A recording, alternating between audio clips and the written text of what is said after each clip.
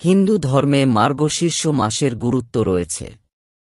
এই মাসে পড়া পূর্ণিমা খুব গুরুত্বপূর্ণ বলে মনে করা হয়। এই দিনে করা দান খুবই উপকারী। মার্গশীর্ষ পূর্ণিমা কবে জেনে নিন এই দিনের ব্রত সংক্রান্ত নিয়মাবলী এবং এর গুরুত্ব। জ্যোতিষশাস্ত্রে মার্গশীর্ষ মাসটিকে অত্যন্ত শুভ বলে মনে করা হয়। এই মাসটি শ্রীকৃষ্ণের প্রিয় মাস।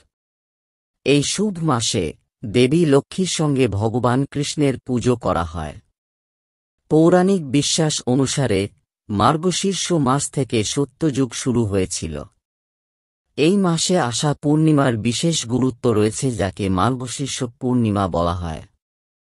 মার্গশীর্ষ পূর্ণিমার দিনে স্নান, দান ও তপস্যার বিশেষ তাৎপর্য রয়েছে।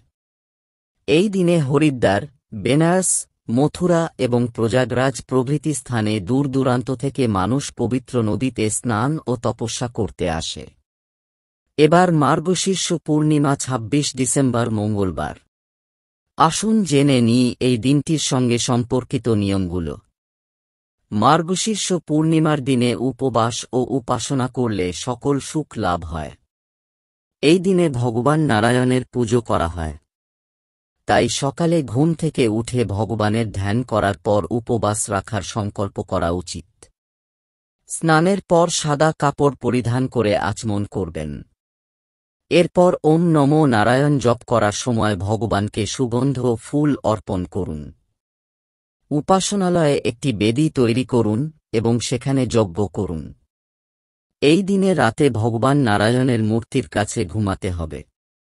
উপবাসের পরের দিনে একজন ব্রাহ্মণ বা একজন অভাবী ব্যক্তিকে খাওয়াতে হবে, তাকে ভিক্ষা দিয়ে বিদায় দিতে হবে।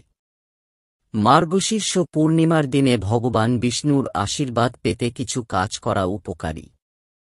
এই দিনে পবিত্র নদী, হ্রদ বা পুকুরে তুলসী মূলের মাটি দিয়ে স্নান করলে ভগবান বিষ্ণুর আশীর্বাদ পাওয়া যায়। এটা বিশ্বাস করা হয় যে এই দিনে করা দান অন্যান্য পূর্ণিমার দিনের তুলনায় ৩২ গুণ বেশি ফল দেয়। এই কারণেই এই পূর্ণিমাকে বাত্তিসি পূর্ণিমাও বলা হয়। মার্গশীর্ষ পূর্ণিমার দিনে ভগবান সত্যনারায়ণের আরাধনা করা বা তাঁর ব্রতকথা শোনা খুবই ফলদায়ক। এই দিনে দরিদ্র ও ব্রাহ্মণদের অন্ন দান করলে ভগবান বিষ্ণু প্রসন্ন হন এবং সমস্ত মনোবাঞ্ছা পূরণ করেন। তাহলে আপনারা এই পূর্ণিমা দিন এই সকল নিয়মগুলি পালন করুন আর নিজের পরিবারের মঙ্গল সাধন করুন। নমস্কার।